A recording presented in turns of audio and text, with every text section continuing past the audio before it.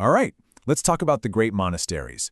But forget what you think you know from some stuffy old textbook. Seriously, think of this as your personal starter pack, a way to unlock this incredible world that, believe it or not, quietly shaped the one we live in today. But here's the thing. How do you even begin to explore an entire world? I mean, we're talking about centuries of history, culture, art, and spirituality all spread across Europe and the British Isles. It's a lot. It can feel kind of overwhelming, right? Where do you even start? Well, that's exactly what this is for. This isn't some exhaustive history lesson that's going to cover every single detail. It's something way better, a curated guide. Think of it like a map that's been drawn just for you to help you start your own personal journey of discovery. So, our first stop on this journey is all about getting the lay of the land. You know, before we can appreciate all the fascinating details, we have to understand the big picture. How did these huge, powerful institutions actually fit into the world around them? The good news is, we don't have to wander through this huge historical landscape all by ourselves. Nope. Every great journey needs expert guides. And in our case, we can lean on the work of dedicated scholars who have literally spent their entire lives studying this exact topic. So, let's meet our guides. First up, you've got Peter Brown. He gives us that foundational history. Then there's R.W. Southern, who shows us how these monasteries were basically economic powerhouses acting like giant corporations in medieval society. And finally, Michael B. Axton. He takes us inside the walls to understand the incredibly strict rules and the deep spirituality that shaped every single moment of a monk's life. And these guides, they left us amazing maps in the form of some really foundational books. You look at works like The Medieval Monarchy, and they give you that crucial context, the why and the how, that just makes everything else click into place. They're really the perfect place to start to get that big picture.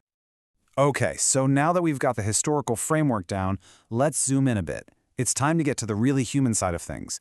The art, the spirituality, and all those tangible pieces of what daily life was actually like inside a monastery. You can really think about this in two ways. On one side, you've got that big picture, scholarly analysis from the books. And on the other, you've got the lived experience, getting your hands dirty, so to speak, by looking at the art and the artifacts that people actually used every single day. The real magic happens when you bring those two perspectives together. So that begs the question, doesn't it? It's one thing to read about it, but where can you actually go to see and experience these real, tangible pieces of monastic culture for yourself? Here you go. This is your practical toolkit. If you want to see the incredible art and artifacts, the Metropolitan Museum of Art has a collection that is just world-class. To see the beautiful hand-painted manuscripts they created, the Vatican Library's digital archives are an absolute treasure trove, and they're free for anyone to access. And to really feel the rhythm of daily life, you gotta watch a documentary like The Monastery. It just transports you inside those walls, and you can feel the profound silence and dedication that shaped their world. Okay, but to get the whole picture, we can't just focus on the Golden Age. We have to understand the full story arc. And that means looking at the periods of decline and figuring out what that meant for their lasting legacy. You know, the history of these places follows a really clear narrative. It all starts with a humble foundation, and then explosive growth. That leads to a peak where they had immense cultural and political influence. But then, almost inevitably, a period of widespread decline kicks in. And it's from those ruins that we can see what really survived, their enduring legacy in our own world. And here's the crucial point. Understanding why they declined is just as important as celebrating why they rose.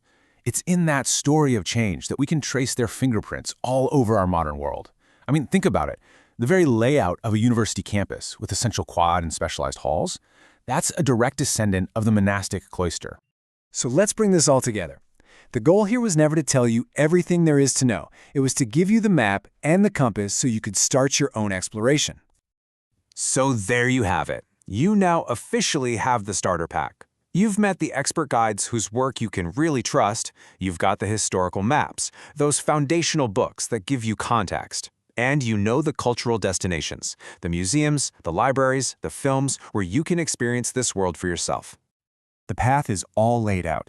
All you have to do is take that first step. And you know, the best journeys don't usually start with an answer. They start with a single, really compelling question. So I'll just leave you with this to think about. In our crazy, fast-paced, hyper-connected world, what forgotten wisdom from the monasteries is the one thing we need most today? Is it about solitude? About purpose? About preserving knowledge? The answer is out there, waiting for you to find it. Happy exploring!